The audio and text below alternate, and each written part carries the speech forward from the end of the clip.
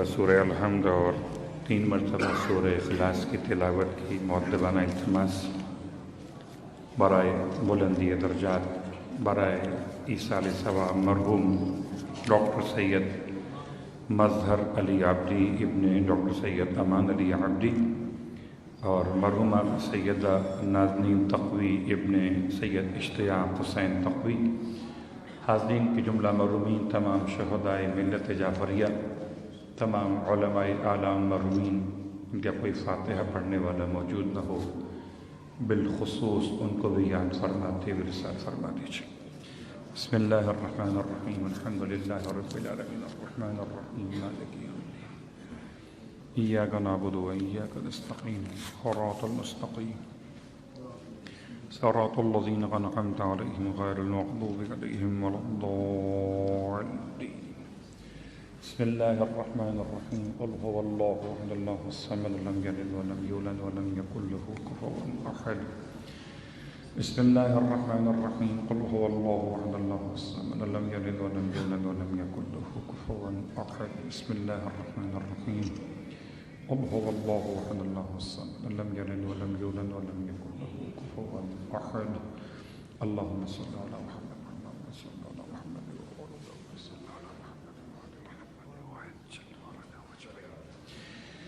اعوذ باللہ من الشیطان اللعین الرجیم، بسم اللہ الرحمن الرحیم، الحمد للہ رب العالمین، والصلاة والسلام علی اشرف الانبیاء والمرسلین، سیدنا ابی القاسم محمد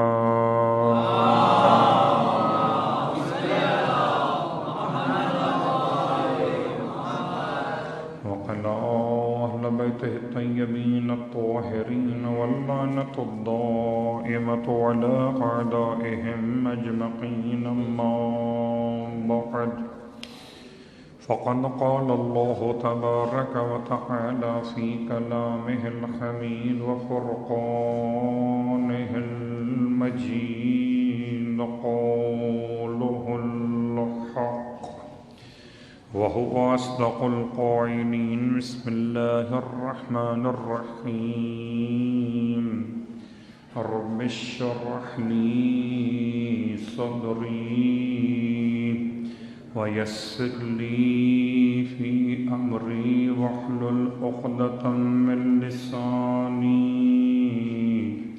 يفقه قولي واجعل لي وزيرا من أهلي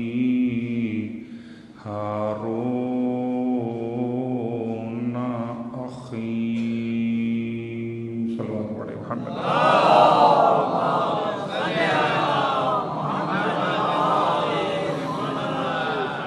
تمام تعریفیں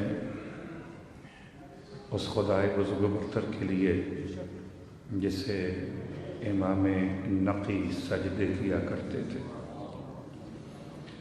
اور تمام ہدیہ درود و سلام اس عظیم شخصیت کے لیے جس نے اپنے دل کی شفافیت کو اتنا کامل کیا کہ زمانہ اسے نقی کہتا رہا، خدا اسے ہادی کہتا رہا۔ الحمدللہ الذی جعلنا من المتمسکین بالقرآن العظیم وجعلنا من المتمسکین بولایت علی وفاطمة الزہراء سلام اللہ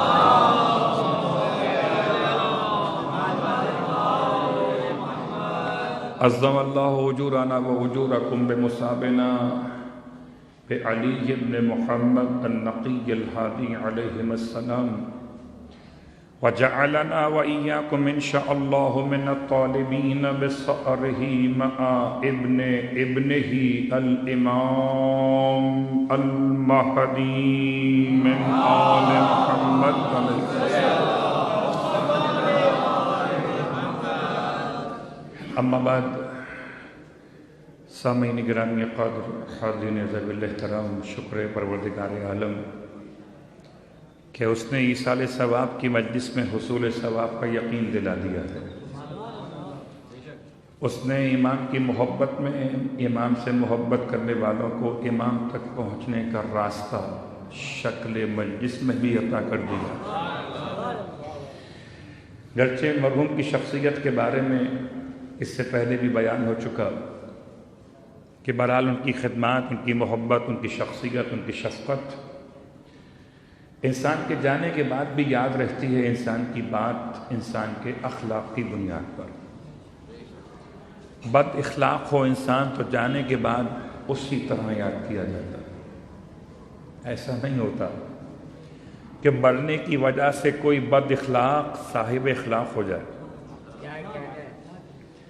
اسے لوگ یاد کرتے ہیں اس کے اسی رویے کے ساتھ۔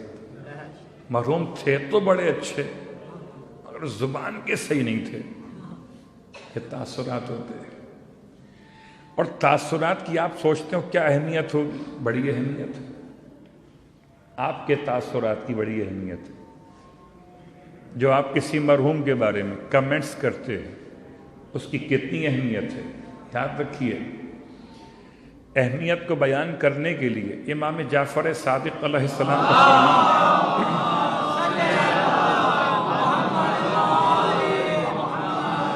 ارشاد فرماتے ہیں مولا کہ مومن کو اس کی قبر میں جو سب سے پہلے خوشخبری دی جاتی ہے وہ تو یہی ہوتی ہے کہ تیرے جنازے میں جتنے لوگ شامل تھے خدا نے ان سب کو تیری نماز جنازہ کی وجہ سے بخش دیا۔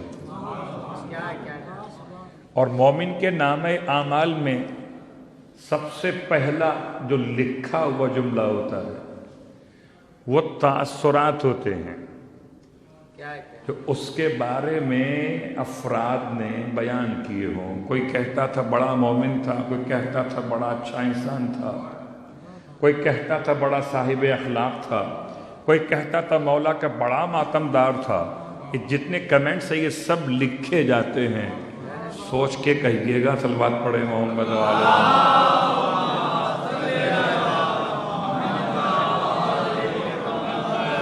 تو کبھی بد اخلاق مرنے کے بعد صاحب اخلاق نہیں ہو جاتا، اور کوئی صاحب اخلاق مرنے کے بعد صاحب اخلاق نہیں رہتا، یہ بھی نہیں ہوتا۔ لوگ اسے ویسا ہی یاد کرتے کہ جیسے اس کے اعمال و اخلاق ہوں۔ تو اپنے اعمال، اپنے اخلاق اس انداز سے مرتب کر لیجئے کہ آپ کے جانے کے بعد کوئی فاتحہ پڑھے نہ پڑھے بد دعا تو نہ دے۔ کیا کہنے، آپ کے جانے کے بعد کوئی آپ کی تعریف کرے کہ نہ کرے، کم از کم برائی تو نہ کرے۔ آئیے اسی عنوان سے ایک جملہ آپ کی خدمت میں اور بیان کرتے ہوئے، غیبت کا موضوع اس سے مختلف ہے۔ مرنے والے کی غیبت زندہ افراد کی غیبت سے یقیناً شدید تر ہے، لیکن بات یاد رکھیں، کچھ لوگ بڑے محبت کرنے والے ہوتے ہیں، کہتے ہیں مرحوم کی غیبت مت کرو، تو بیچارے مر گئے۔ اس کا مطلب جو مر گیا اس کی غیبت مت کرو، جو زندہ ہے اس کی کر لو۔ عجیب بات نہیں ہے؟ جس کو غیبت نقصان پہنچا سکتی تھی وہ چلا گیا، مرنے کے بعد تو اب غیبت اس کو نقصان نہیں پہنچا سکتی۔ اس کا رشتہ جہاں ہونا تھا وہ ہو گیا، اس کے بچوں کو جہاں لگنا تھا وہ لگ گئے۔ اب اس کی برائی کروں مرنے والے کی تو میری یہ غیبت اس کی شخصیت کو ڈیمیج نہیں کر سکتی، نقصان نہیں پہنچا سکتی، یہ مر چکا وہ۔ عجیب بات ہے، اس سے تو ڈرتے ہیں اور اس سے نہیں ڈرتے جو زندہ مومن ہے، کہ جس کی غیبت اس کی شخصیت کو متاثر کر سکتی ہے۔ تو یاد رکھیے، جیسے مرحوم کی غیبت حرام ہے ایسے اس کی بھی غیبت حرام ہے جو زندہ ہے اور محترم۔ صلوات پڑھیں محمد۔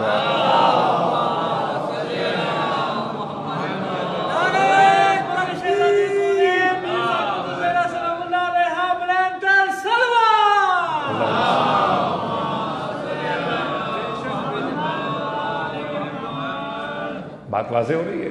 غیبت حرام ہے. اور جب غیبت کے بعد جملہ یہاں تک پہنچا، جملہ سن لیجیے، غیبت کا مطلب یہ نہیں ہے کہ جو اس میں نہیں ہو وہ بیان کرو، اسے تہمت کہتے ہیں. غیبت تو وہی ہے جو اس کے اندر پائی جاتی برائی ہو، جو اس کے وجود میں، اس کے کردار میں، اس کے اعمال میں جو خرابی پائی جاتی ہے اس کو بیان کرنا ہی تو غیبت ہے. اور اب جملہ سن لیجئے، سمجھانے کے لیے بیان کر رہا ہوں. ایک جوان مسجد کا نمازی، اس نے امام مسجد سے کہا ایک دن کہ میں بہت تھک گیا، آج سے میں نے فیصلہ کیا کہ آج سے میں مسجد میں نہیں آؤں گا نماز پڑھنے. آج سے میں مسجد میں نماز پڑھنے نہیں آؤں گا. امام جماعت صاحب اخلاق، صاحب کردار سے پریشان ہو گئے کہ برخوردار کیوں چھوڑنا چاہتے ہو؟ کہ مولانا مسجد میں آتا ہوں، کسی کو دیکھتا ہوں موبائل میں لگا ہوا ہے، کسی کو دیکھتا ہوں باتوں میں لگا ہوا ہے، کسی کو دیکھتا ہوں غیبت میں لگا ہوا ہے، تو میرا دل کھٹا ہو گیا مسجد سے. ایسا ہے کہ نہیں ہے؟ بے شک یہ بنائی ہوئی بات نہیں ہے. اب مسجد میں آتے ہیں تو آپ کو طرح طرح کے منظر مل جاتے ہیں دیکھنے کو نا. اس نے بھی یہ کہا. امام مسجد کہتے ہیں برخوردار اچھا میری بات مان لو، اس کے بعد فیصلہ کرنا. ایک بات میری مان لو. کیا بات مان لوں آپ کی؟ کہ ایسا کرو بیٹا، میرے پاس حجرے میں آؤ، تم سے کام لینا ہے. اسے مولانا صاحب حجرے میں لے گئے اور ایک پانی کا بھرا ہوا گلاس دیا. بہت غور کیجیے گا، بسا اوقات الفاظ نہیں ہوتے، مثالیں ہوتی. پانی کا بھرا ہوا گلاس دیا، بالکل بھرا ہوا تھا،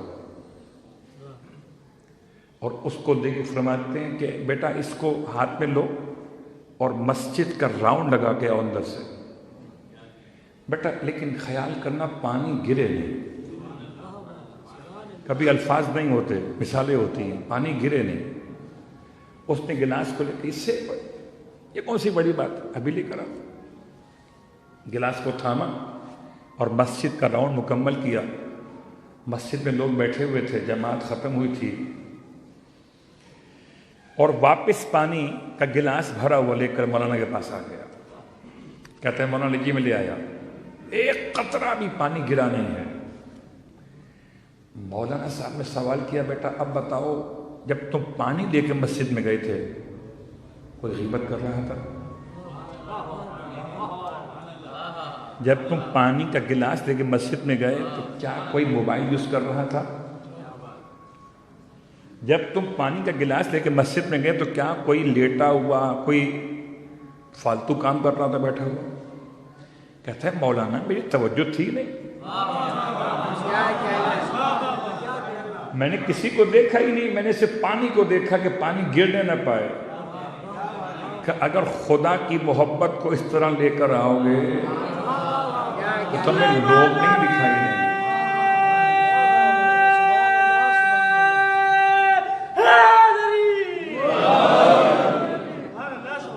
آسان سی مثال ہے نا، صلوات پڑھ رہے ہیں محمد و آل محمد.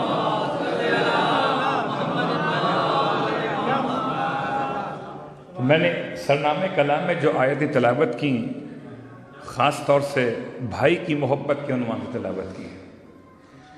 اور چونکہ علماء یہاں موجود ہیں اور صاحبان علم کی موجودگی میں طالب علم کی حیثیت میں پڑھنا آسان نہیں ہوتا.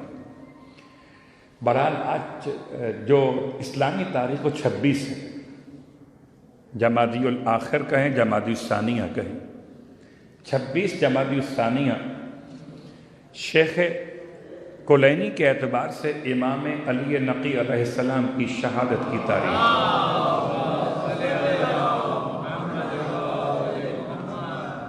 مشہور قول تو آپ کے علم میں ہے کہ رجب کے 3 تاریخ کو امام کی شہادت، 5 کو امام کی ولادت منائی جاتی ہے. لیکن ایک اور بھی قول ہے وہ آنچ کے بارے میں ہے، اور اسی لیے میں نے آپ کی خدمت میں امام کا پرسہ پیش کیا تھا پہلے کہ بہرحال امام کی شخصیت کے بارے میں، امام کی سیرت کے بارے میں بیان تو بعد میں ہوگا، پہلے یہ مرحوم کی ایصال ثواب کے لیے کتاب تقسیم کی گئی۔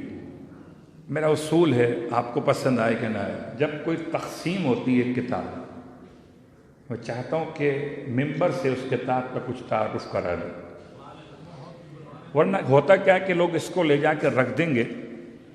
میں خود بھی یہ کرتا ہوں، ٹائم ہی نہیں ہے۔ اگر بہت پڑھا تو پڑھا، یہاں سے گھر تک پہنچتے پہنچتے پڑھ لوں گا، اتنا وقت میرے پاس نہیں ہوتا۔ میں اپنی برائی خود کر رہا ہوں کہ میں کتابیں جو بٹتی ہیں وہ لے جا کے پڑھوں۔ کیا ہوتا ہے، کوئی مجھ سے مانگ لیتا ہے، اس کو ٹک دے دیتا ہے۔ تو کتابوں کی تقسیم ایک الگ موضوع ہے کہ کون سی کتاب تقسیم ہونی چاہیے اور کون سی تقسیم نہیں ہونی چاہیے، وہ الگ موضوع ہے۔ ایسا نہ ہو کہ تکرار ہو جائے۔ بہرحال میں داد پیش کرتا ہوں، مبارکباد پیش کرتا ہوں، انہوں نے روش بدلی ہے۔ تعقیبات نماز کے بجائے قرآن کے سورہ کا ترجمہ، قرآن کے سورہ کی وضاحت کو بشکل کتاب ایصال ثواب میں پیش کیا ہے۔ تو اب جس کے پاس کتاب موجود ہے، میں کتاب سے دیکھ کے پڑھ رہا ہوں تاکہ ابھی سے ایصال ثواب شروع ہو جائے۔ صرف ایک پیج پڑھوں گا، اس کا پیج نمبر 2، اسناد، سند کی جمع ہے۔ سورہ مجادلہ، مجادلہ کہتے ہیں جدال کو، اور جدال کہتے ہیں مخاصمت کو یا مقابلے کو یا تنازع کو، ایک دو کے درمیان جو اگر بات ایسی ہو جس میں سوال و جواب شروع ہو جائے، اس کو کہہ سکتے ہیں اچھا مجادلہ۔ کچھ آپ نے کہا، میں نے آپ کو جواب دیا، اس سے اردو میں لڑائی کہتے ہیں اور عربی میں اس کو مجادلہ کہتے ہیں۔ تو مجادلہ جب بھی ہو اچھے انداز سے ہونا چاہیے، وہ الگ موضوع۔ یہ سورہ مبارکہ مدنی سورہ ہے۔ اس سورہ میں کل 22 آیتیں ہیں، 22 آیات ہیں۔ سرکار ختم یہ مرتبہ صلی اللہ علیہ وآلہ وسلم فرماتے ہیں کہ جو شخص اس سورہ کی تلاوت کرے گا وہ بروز قیامت، بہت غور کیجئے گا، وہ بروز قیامت اللہ تعالیٰ کے لشکر میں شمار ہوگا۔ اللہ کے لشکر کو کہتے ہیں حزب اللہ یا انصار اللہ، انصار کہیں، حزب کہیں، جند اللہ کہیں، تو اللہ کے لشکر میں شمار ہوگا جو شخص بھی سورہ مجادلہ کی تلاوت کرے گا، 22 آیتوں کی۔ پھر فرماتے ہیں اگر اس سورے کو کسی مریض پہ پڑھا جائے یا تعویذ بنا کر اسے باندھ دیا جائے تو اس کو شفا ہو جائے گی۔ مریض پہ پڑھ کے دم کر دیں یا لکھ کر بازو پر باندھ دیں۔ اگر کسی مدفون چیز پہ پڑھا جائے تو محفوظ رہے گی۔ کچھ چھپانا چاہتے ہوں گھر والوں سے تو ہو سکتا ہے چابی کہیں ان کے ہاتھ لگ جائے، ہو سکتا ہے ان کو کوڈ ورڈ مل جائے کہ آپ نے کون سا کوڈ ڈالا ہوا تھا لاکر کے اندر، یہ پڑھ دیجیے، الوان پڑھے محمد والے۔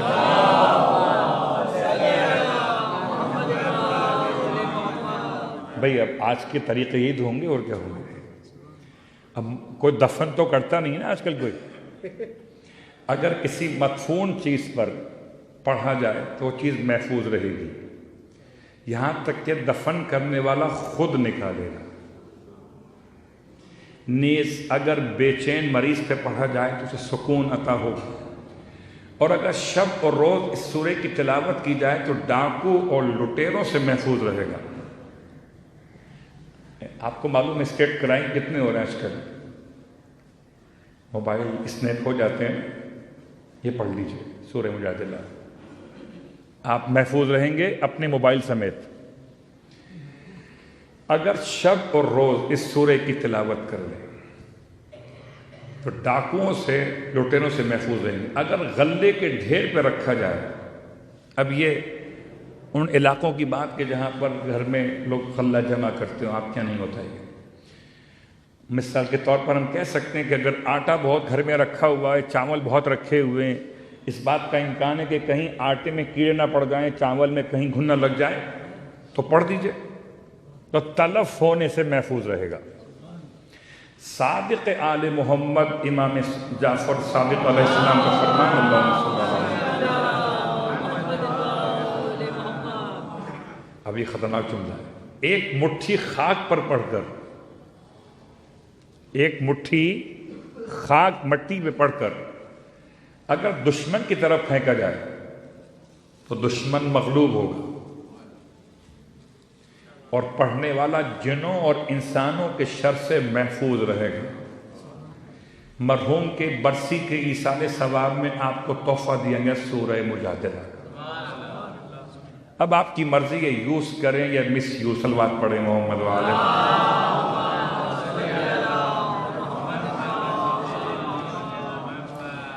اور چونکہ یہ تو میں نے پڑھ دیا آپ کی خدمت میں اس سورہ کی اسناد اور 2 روایات معصومین کی بارگاہ مقدس سے، اب پیج نمبر نکالیں 9۔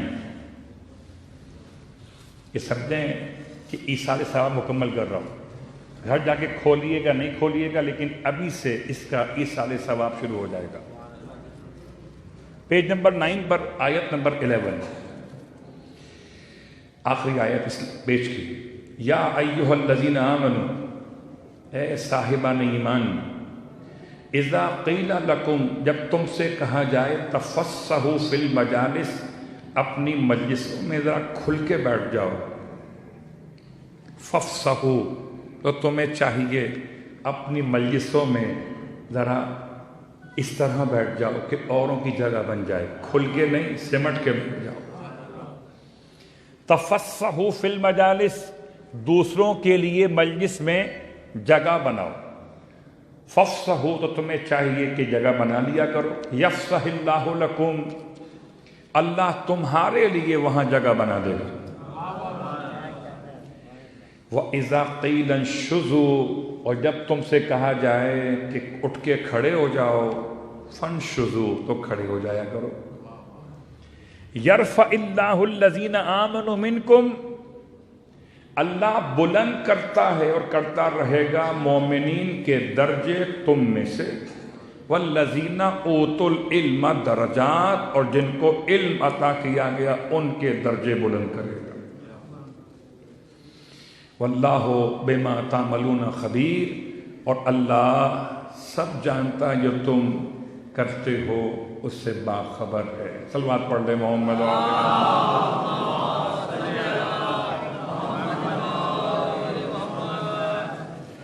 یہ آیت یاد رکھیے گا، سورہ مجادلہ آیت نمبر 11۔ کیوں؟ اس لیے کوئی آپ سے پوچھے یہ جو آپ مجلسیں کرتے ہو قرآن نے کیا لکھا ہوا ہے، تو قرآن میں لفظ مجالس کا تذکرہ موجود ہے، مجلس نہیں، مجالس شکل جمع میں موجود ہے۔ آپ کے اجتماعات کو نہ تو عرس کہتے ہیں، آج آپ کے اجتماعات کو نہ تو کانفرنس کہتے ہیں، آپ کے اجتماعات کو کچھ اور نام نہیں دیتے سوائے مجالس کے۔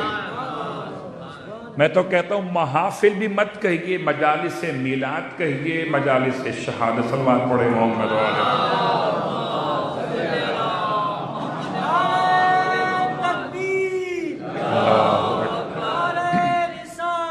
یا رسول اللہ،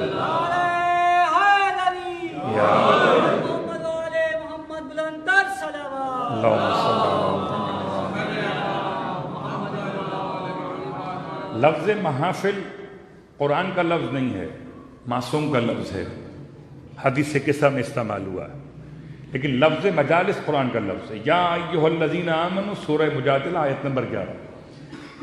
اور خدا کہتا بھی مومنوں سے ہے، پتہ چلا مومنوں کی گیدرنگ کو قرآن نے مجلس کہا ہے۔ نعرہ تکبیر،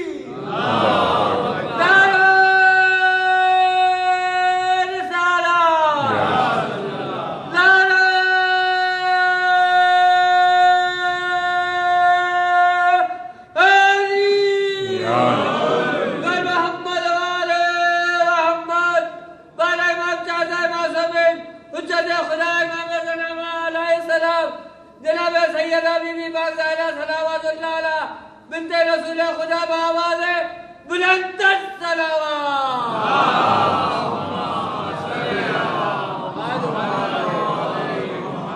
بھائی جو کوٹا پورا ہو گیا، ٹھیک ہے، اب رک جانا، میں بات مکمل کر لوں تاکہ آپ کی محبت بھی رہے اور میری خدمت بھی ہو جائے. صلوات پڑھ لیں محمد وآل محمد. تھوڑا آپ بھی سانس لیں، سکون سے بیٹھیں انشاءاللہ.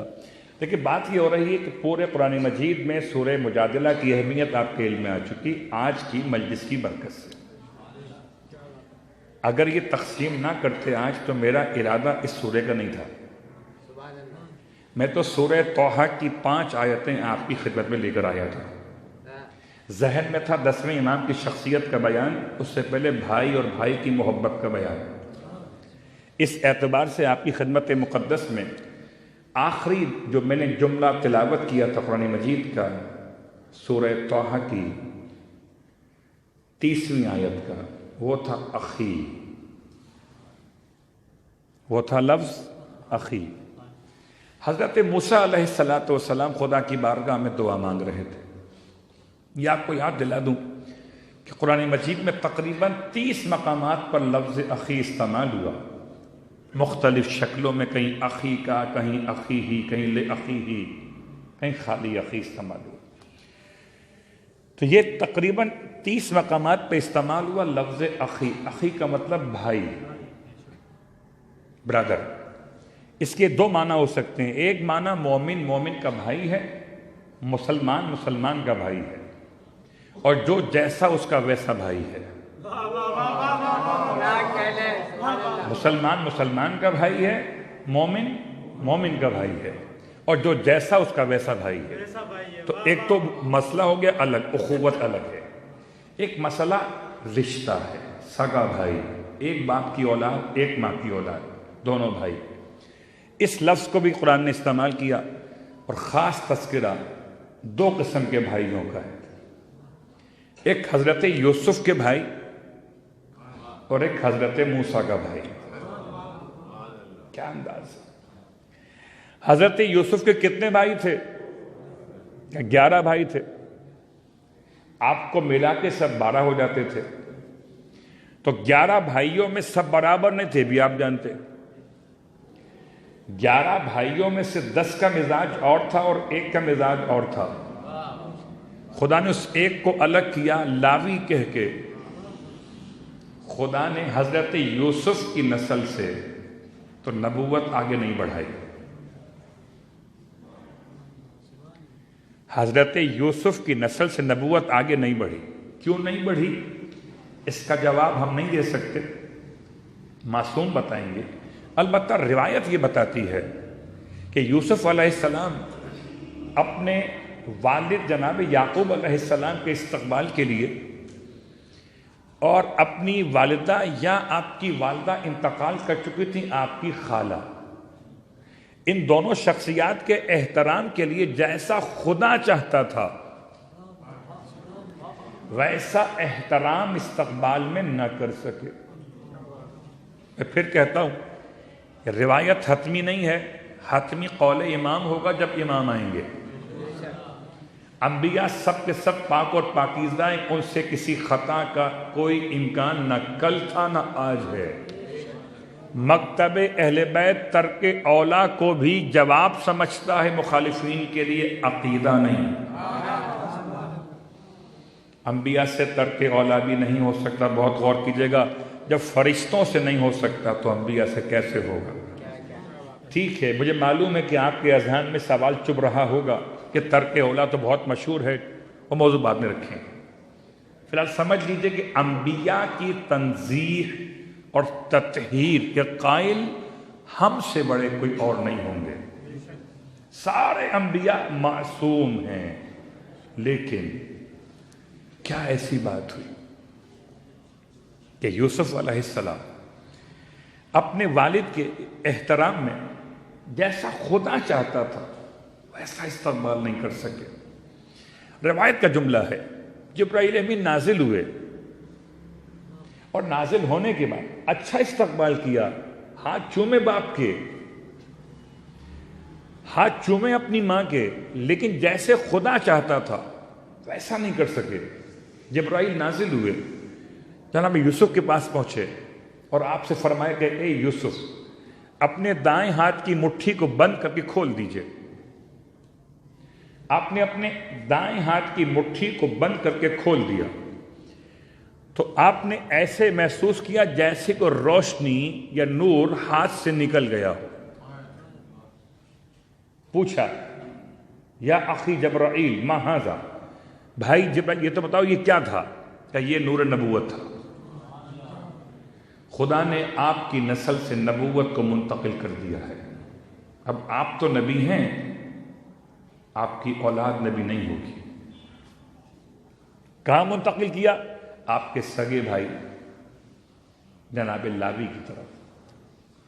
خدا اس لیے موسیٰ علیہ السلام کو جب کبھی پکارتا تھا اپنے انداز سے یہ بھی کہتا تھا یبنا لاوی، اے لاوی کے بیٹے۔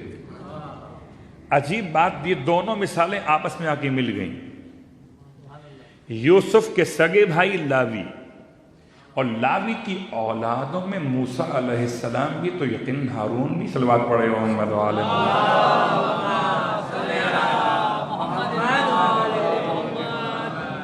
اور اب تفصیل کا وقت نہیں ہے کہ موسیٰ کے اور کتنے بھائی تھے اللہ کے نبی کے، ایک بھائی تو بالکل قرآن نے بیان کیے، اور یہ بھائی ایسے ہیں کہ جو باپ اور ماں دونوں کی طرف سے بھائی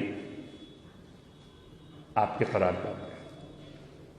قرآن مجید میں اکثر تذکرہ یا ان بھائیوں کا ہے یا اس سے زیادہ تذکرہ اس بھائی کا ہے جس کو ہارون کہتے ہیں۔ اب آئیے سورہ طٰہٰ کی آیت پہ غور کرتے ہیں۔ رب اشرح لی صدری ویسر لی امری،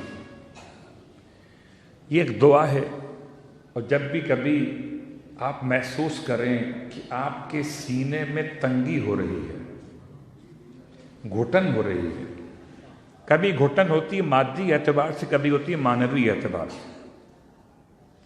مادی کیا ہے کہ جناب سانس لینے میں تکلیف ہو رہی ہے، دم گھٹ رہا ہے، رب اشرح لی صدری، اے خدا میرا سینہ کشادہ کر دے، آکسیجن لیول میرا نارمل کر دے۔ مادی مسئلہ تو مادی ترجمہ میں کر دیا۔ معنوی گھٹن کیا ہوتی ہے؟ آپ سے برداشت نہیں ہو رہا کہ کوئی آپ کا کلاس فیلو، آپ کا دوست، آپ کا پڑوسی، آپ کا بھائی، آپ کا عزیز آپ سے آگے نکل گیا، یا آپ بھی عالم، مثال دیتا ہوں میں اپنی، میں بھی مولانا وہ بھی مولانا، میرے سامنے کسی اور مولانا کی تعریف ہوئی تو مجھے گھٹن ہونے لگی، یہ میری تعریف کیوں نہیں کر؟ صلوات پڑھے محمد وعلی محمد۔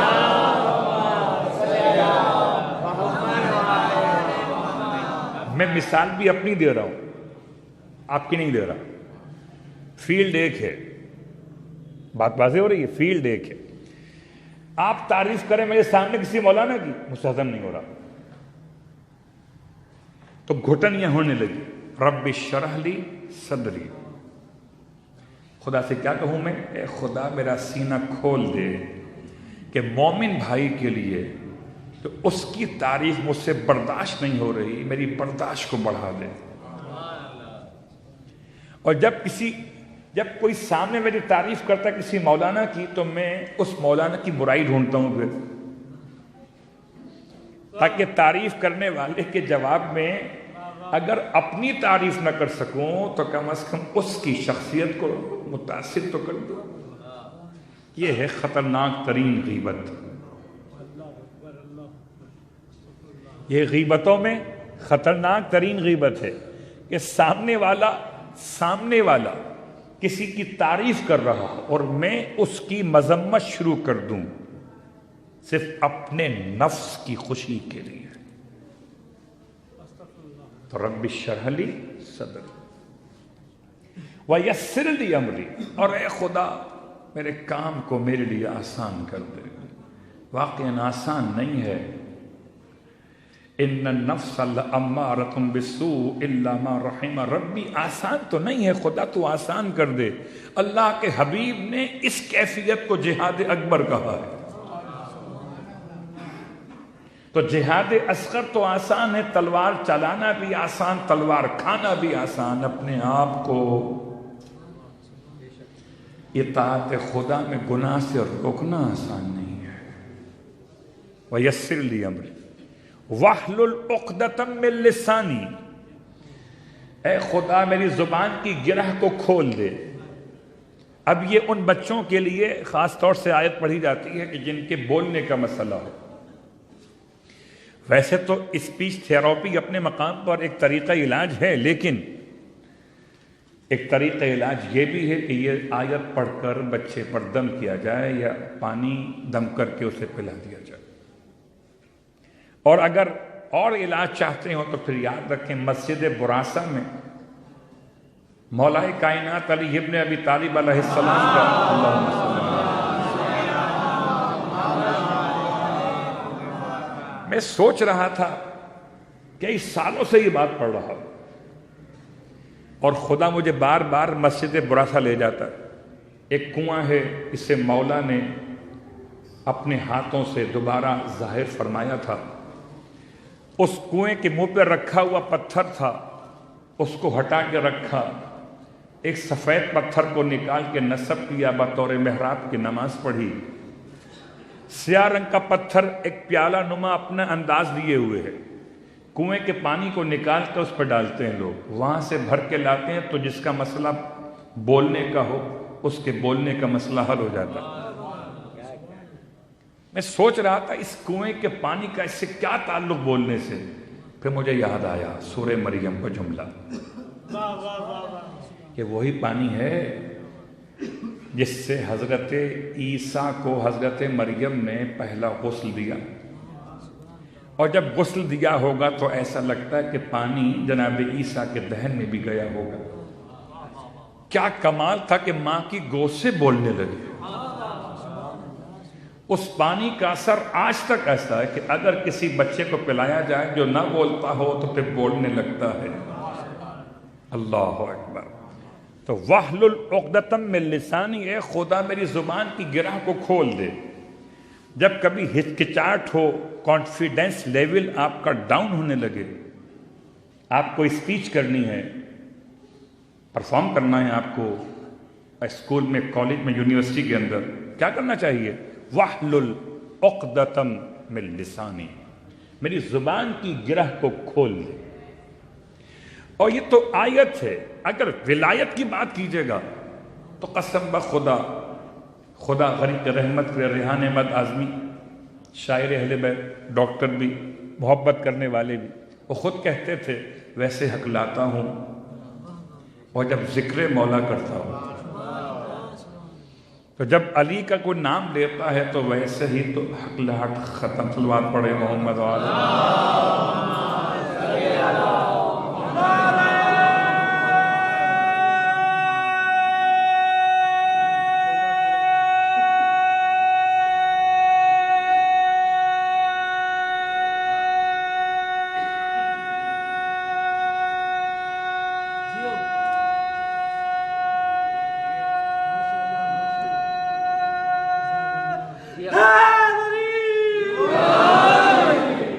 دیکھیے ان کی سانس کھول دی ذکر مولا نے، ہم نے کہا زبان کھول دے مولا کا ذکر جو ہے۔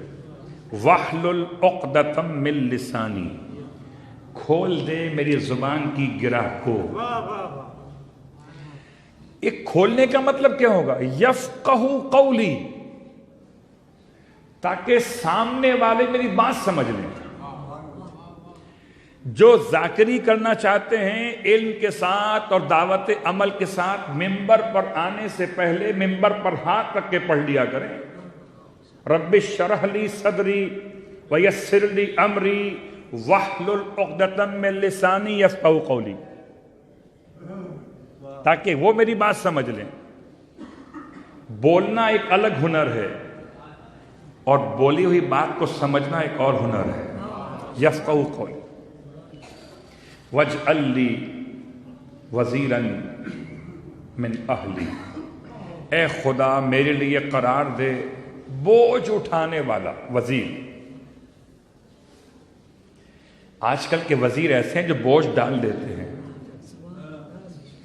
ان کے بیانات ہوں، ترجمانوں کے بیانات ہوں، وزیروں کے بیانات ہوں، بوجھ اٹھاتا ہے کون؟ اعظم، وزیر اعظم یا حکومت۔ اصلاً وزیر کا ترجمہ بوجھ شیئر کرنے والا، ایک قلمدان اس کے ہاتھ میں، ایک قلمدان اس کے ہاتھ میں، ورنہ سارے ہوتے ایک کے ہاتھ میں۔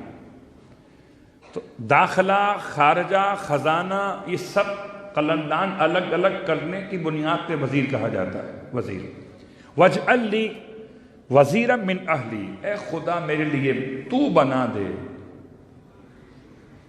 وزیر، تو بنا دے وزیراً من اہلی، میرے اہل میں سے، اصحاب میں سے نہیں۔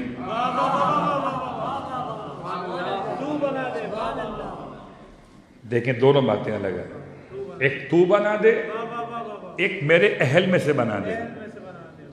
اس کا مطلب جب بھی خدا کسی نبی کا وزیر بناتا ہے تو خود بناتا ہے، نبی کے اہل میں سے بناتا ہے۔ یہ سنت خدا نہ کل تھی نہ آج ہے کہ اصحاب میں سے وزیر، صلوات پڑھے محمد و آل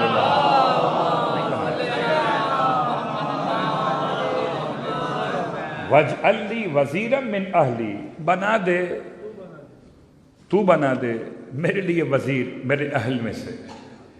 اچھا پھر آگے ہو سکتا ہے بہت سے اہل بن جائیں، کوئی کہے سالہ ہو کر میں اہل ہوں، کوئی کہے سسر ہو کر میں اہل ہوں، کوئی کہے میں داماد ہو کر اہل ہوں۔ تو ساری اہلیت کو اپنے مقام پر رکھتے ہوئے اللہ نے جملہ خود مکمل کر دیا اگلی آیت میں، ہارون اخی۔ ہارون بھی کہا، اخی بھی کہا۔ ہارون کہتے کافی نہیں تھا، اخی کیوں کہا؟ کہ ہو سکتا ہے آنے والا دور ایسا ہو جو کسی بھائی کو اہل بیت میں شامل کرتے ہوئے گھبرائے۔ لوگ کہتے ہیں نا علی کا اہل بیت سے کیا تعلق ہے، وہ تو بھائی تھے، اہل بیت تو چلیں بیٹی سے۔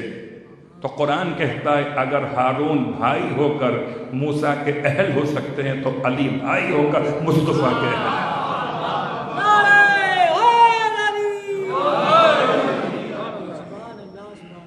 لوگ آج باتیں بناتے ہیں نا آپ کے سامنے۔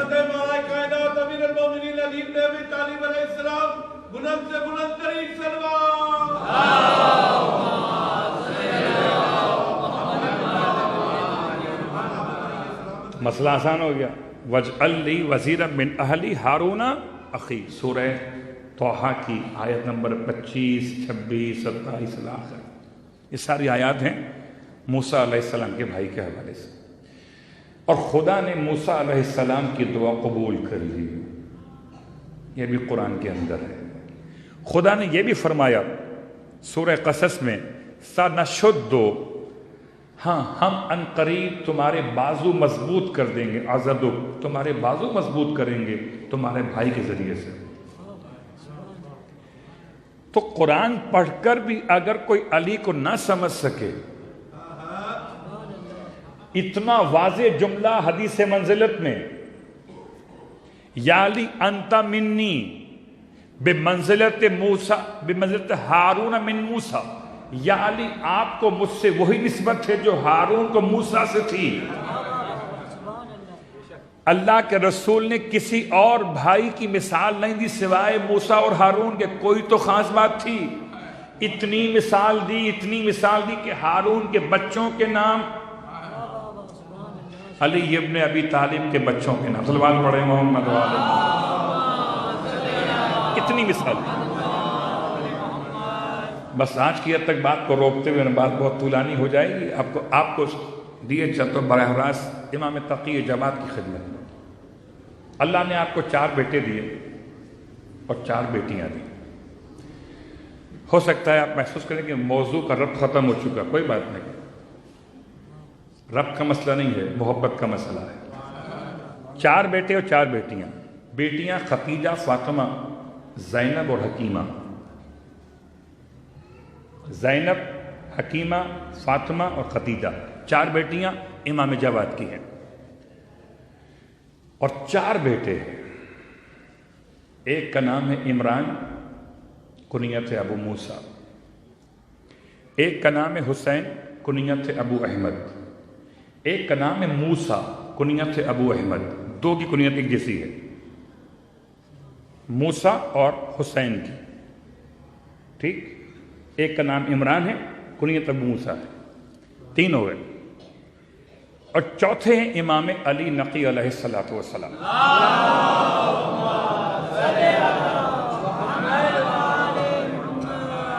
تفصیل انشاءاللہ رجب کے مہینے میں آپ سنیں گے علماء سے۔ میں صرف بات سمیٹ رہا ہوں، بھائی کی بھائی سے محبت، چار بیٹے مولا کے، چار بیٹیاں، ان چاروں میں آپ 10ویں امام کو پہچانتے ہیں۔ علماء انساب کہتے ہیں کہ موسوی سادات کے بعد رضوی سادات، موسوی سادات تو 7ویں امام کے نام سے منسوب کیے گئے، رضوی سادات کس سے منسوب ہوئے؟ جبکہ 8ویں امام کی ایک ہی اولاد ہے، اکثر قول یہی ہے، لیکن بعض نے اس میں کچھ باتیں بیان کی ہیں کہ اور بھی امام کی اولادیں تھیں 8ویں امام کی۔ اکثر کہتے ہیں کہ 8ویں امام کی ایک ہی اولاد ہے، 9ویں امام، تو ہر تقوی اور ہر جوادی اصلاً امام رضا کی اولاد سے ہے، رضوی۔ وہ پہلی شخصیت جن کی نسل سے 8ویں امام کی اولادیں 9ویں امام کی اولادیں چلی، وہ ہیں ابو احمد موسیٰ المبرقہ۔ اتنے خوبصورت تھے کہ اپنے چہرے پہ نقاب رکھتے تھے، اتنے حسین تھے۔ یہ پہلا وہ سید ہے کہ جس نے قم میں قیام کیا ہے، اور پورے ایران میں قم کے ذریعے سے جو امام رضا کی اولاد شمار کی گئی ہے وہ انہی سے چلی ہے۔ تو رضوی سادات کے جد امجد ہیں حضرت موسیٰ مبرقہ، کنیت ہے ابو احمد۔ یہ 10ویں امام کے سگے بھائی، بھائی بھائی کی محبت کیا ہوتی ہے، بھائی بھائی سے کتنی محبت کر سکتے۔ 10ویں امام کی شخصیت پر آپ اپنی زندگی کیسے گزاری، بس ایک روایت آپ کی پیش کر کے اور ایک توسل پیش کر کے گفتگو تمام کر دیتا ہوں۔ روایت، کسی نے سامرہ میں امام کی خدمت میں پیغام بھیجا کہ مولا آپ بہت دور ہو گئے ہم سے، کہاں مدینہ، کہاں سامرہ۔ اگر میں آج آپ سے کہوں مدینے سے سامرہ کا کتنا فاصلہ، آپ کہیں گے مولانا ایک دن میں پہنچنا آسان نہیں۔ مدینہ کہاں اور کہاں سامرہ، کہاں سعودی عرب کا شہر اور کہاں عراق کا شہر، وہ بھی بالکل آخر میں۔ اللہ امام کی خدمت میں لوگوں نے مشکلات بیان کی، مولا آپ تک نہیں پہنچ پاتے، کیا کریں، کوئی طریقہ بتائیے۔ نہ ٹیلی فون نمبر تھا مولا کا، کیونکہ زمانہ ٹیلی فون کا نہیں تھا، نہ موبائل نمبر تھا، نہ ای میل ایڈریس ممکن تھا، مولا سے رابطہ کیسے کریں؟ امام نے ایک بہت آسان سا اپنا کانٹیکٹ نمبر بتایا، فرمایا مجھ سے بات کرنا چاہتے ہو تو بہت آسان مسئلہ۔ کہا مولا کیسے؟ کہ اپنی بات کو ذرا اپنی زبان سے ادا کرنا، تمہاری آواز تمہارے کان میں بعد میں پہنچے گی، ہمارے کان میں پہلے پہنچتی ہے۔ اللہ اکبر، غور کیجئے گا، یہ صرف دعا ہی نہیں، آپ جو کہتے ہیں، غیبت کرتے ہو تو غیبت کی آپ کی اپنی آواز آپ کے کان میں بعد میں پہنچتی ہے، امام وقت کے کان میں پہلے پہنچتی ہے۔ آپ کسی کو برا بھلا کہتے ہو تو آپ کی اپنی آواز آپ کے کان میں بعد میں پہنچتی ہے، امام وقت کے کان میں پہلے پہنچتی ہے۔ اب مجھے بتائیں آپ کا امام آپ سے ہم سے خوش ہوتا ہوگا یا تکلیف ہوتی ہوگی کہ میرا نام لینے والا، یہ مجلس و ماتم کرنے والا، نماز و قرآن پڑھنے والا غیبت کر رہا ہے؟ بس اتنا آسان طریقہ امام نے بتایا۔ جب کوئی حجت خدا سے بات کرنا چاہے تو نہ خط چاہیے، نہ کتابت چاہیے، نہ ٹیلی فون چاہیے، نہ موبائل نمبر چاہیے، نہ ای میل ایڈریس چاہیے، نہ کوئی اور چیز چاہیے. اگر یقین کامل ہو اپنی آواز خود کہیے. امام پہلے سنتے ہیں، آپ بعد میں سنتے ہیں. اگر امام اتنا پہلے سنتے ہو تو خدا کتنا پہلے سنتا ہو. اللہ اکبر. یہاں سے میرے کان تک کا کتنا فاصلہ ہے؟ یہاں تک آواز نہیں پہنچتی، امام تک پہنچ جاتی ہے پہلے. خدا کہاں پر ہے؟ اقرب الیہ من حبل الورید. بس امام کا توسل کیا ہے؟ امام کا توسل اللہم انی اسألک بحق ولیک علی ابن محمد علیہ السلام. اے خدا میں تجھ سے سوال کرتا ہوں واسطہ دیتے ہوئے اس تیرے ولی کے حق کا جو ہیں علی اور محمد کے بیٹے. علی ہیں اور محمد کے بیٹے.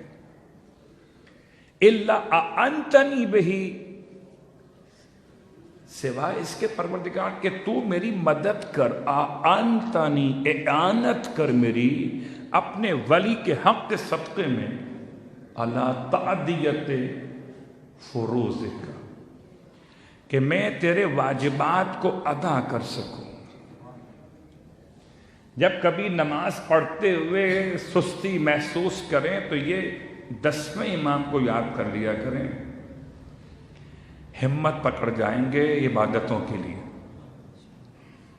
وَبِرِّ إِخْوَانِيَ الْمُؤْمِنِينَ، اور اے خدا مجھے اپنے ولی کے صدقے میں میری مدد کر کہ میں اپنے مومن بھائیوں کے ساتھ نیکی کر سکوں. اگر کسی مومن کے ساتھ نیکی کرتے ہوئے آپ کو پرابلم ہوتی ہو، ہمت نہ پڑتی ہو، تو امام کو یاد کر لیجئے. یہ امام کا توسل ہے. اللہ اکبر. وَسَّهِّلْ ذَلِكَ لِي، اور اے خدا تو آسان کر دے یہ دونوں کام میرے لیے. امام نقی کا واسطہ. پروردگار مجھے اپنی اطاعت کی توفیق عطا فرما اپنے فضل کے ساتھ. تجھے امام علی نقی علیہ السلام کا واسطہ. یہ کہاں لکھا ہوا ہے؟ یہ لکھا ہے دعائے توسل میں. جو آپ پڑھتے ہیں وہ نہیں، آپ تو وہ پڑھتے ہیں جو مشہور ہے. یا وجیہا عند اللہ اشفع لنا عند اللہ. کتاب مفاتیح الجنان میں دعائے توسل کے فوراً بعد ایک اور دعا ہے دعائے توسل کے نام سے. ایک اضافہ ہے دعائے توسل دیگر. اس میں جائیے گا، ہر معصوم کا توسل الگ الگ ہے. اس میں 10ویں امام کا توسل آپ پڑھ لیجئے گا تو آج کی مجلس کا یہ موضوع مکمل ہو جائے. بس عزیزو، 10ویں امام کی شہادت آپ کے بھائیوں کو پرسا، آپ کے فرزند کو پرسا، آپ کی بیٹیوں کو پرسا. واہ مصیبت. میں کہتا ہوں مولا سامرہ میں آپ کا جنازہ اٹھایا گیا تو سامرہ کی گلیوں میں ماتم کا سما تھا. لوگ سر و سینہ پیٹتے جاتے تھے. اللہ اکبر. عمرہ ہوں کہ غربا ہوں، سب کے سب امام کا ماتم کر رہے تھے. کچھ محبت میں کر رہے تھے، کچھ منافقت میں کر رہے تھے، لیکن مولا آپ کا جنازہ بڑی شان سے اٹھایا گیا.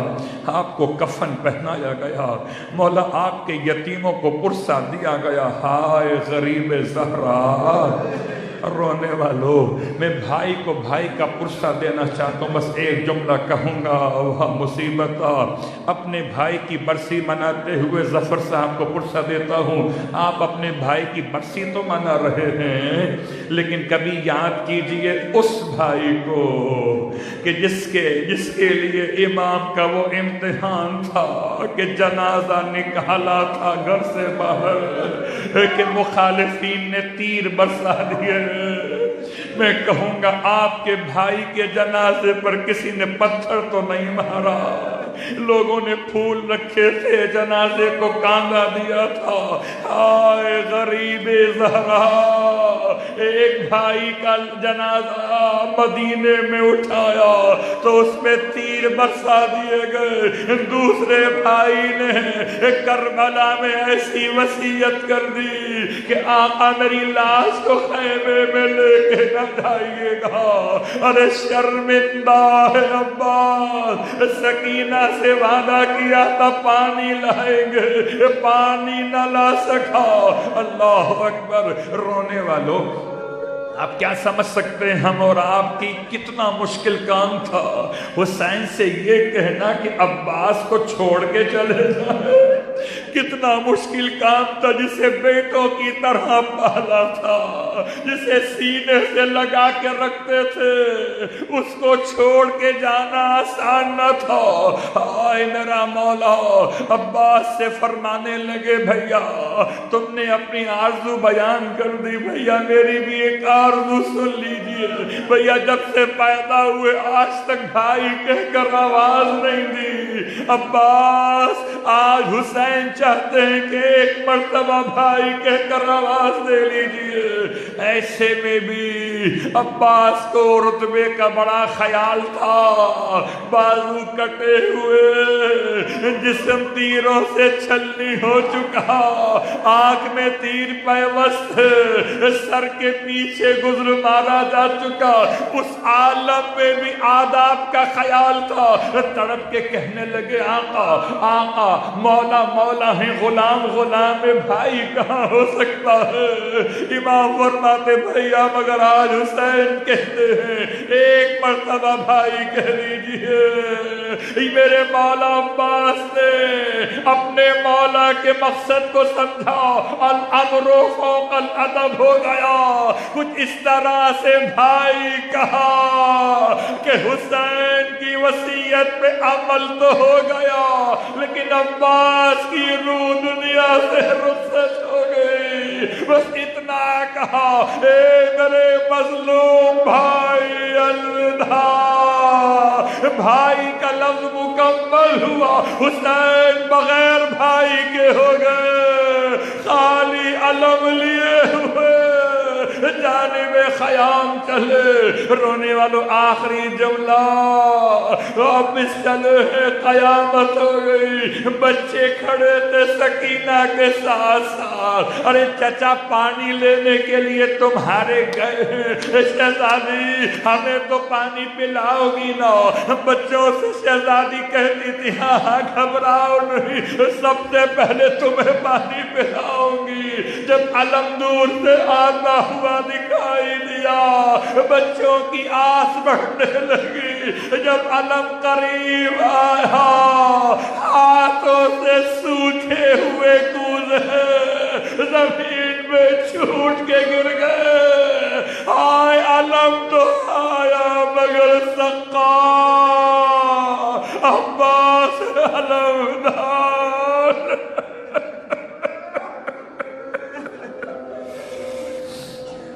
ألا ولعنة الله على القوم الظالمين وسيعلم الذين ظلموا أي منقلب ينقلبون. بارلا واسطہ محمد و آل محمد کا ہماری اس عبادت کو اپنی بارگاہ میں قبول و مقبول فرما. بارلا واسطہ محمد و آل محمد کا مرحوم کے مرحومہ کے درجات بلند فرما. ان دونوں مرحومین پہ اپنی رحمتیں برکتیں نعمتیں نازل فرما. بارلا واسطہ محمد و آل محمد کا میرے مالک ان دونوں مرحومین کو تمام ارواح مومنین اور مومنات کو جوار آل محمد نے بلند مقام عطا فرما. اللہ واسطہ محمد و آل محمد کا میرے مالک پسماندگان کو صبر جمیل کرامت فرما. تمام شرکائے مجلس کی حوائج شرعیہ کو پورا فرما. اللہ واسطہ محمد و آل محمد کا ہم سب کو سیرت اہل بیت پہ عمل کرنے کی توفیق عطا فرما. اللہ واسطہ محمد و آل محمد کا ہمارے امام کو ہم سے راضی فرما. پروردگار ہمارے امام پہ سلامتی نازل فرما. ہمارے امام علیہ السلام کے دشمنوں کو تباہ و برباد فرما. اللہ واسطہ محمد و آل محمد کا 10ویں امام کی شہادت کی تاریخ پروردگار اب حجت خدا کا ظہور فرما دے. تاکہ اپنے دادا کے مسائل پوتا بیان کرے، پھر قاتلوں سے انتقام لینے کا اعلان کرے۔ خدایا ہمیں بھی ہمارے مرحومین کو بھی امام علیہ السلام کے غلاموں میں ناصروں میں شامل فرما۔ ایک مرتبہ سورہ الحمد اور 3 مرتبہ سورہ اخلاص پڑھ لیجئے۔ مرحوم ڈاکٹر سید مظہر علی عابدی ابن ڈاکٹر سید امان علی عابدی اور مرحومہ سیدہ نازنین تقوی بنت اشتیاق حسین تقوی اور ان دونوں کے خاندان کے مرحومین، آپ حضرات کی مرحومین، شہداء ملت، علماء اعلیٰ مرحومین کو یاد فرماتے ہوئے ارشاد فرما دیجیے۔ بسم اللہ الرحمن الرحیم، الحمد للہ رب العالمین، الرحمن الرحیم، مالک یوم الدین، ایاک نعبد و ایاک نستعین، صراط المستقیم صراط الذین انعمت علیہم غیر المغضوب علیہم ولا الضالین۔ بسم اللہ الرحمن الرحیم، قل هو اللہ احد اللہ الصمد لم یلد ولم یولد ولم یکن له کفوا احد۔ بسم اللہ الرحمن الرحیم، قل هو اللہ احد اللہ الصمد لم یلد ولم یولد ولم یکن له کفوا احد۔ بسم اللہ الرحمن الرحیم۔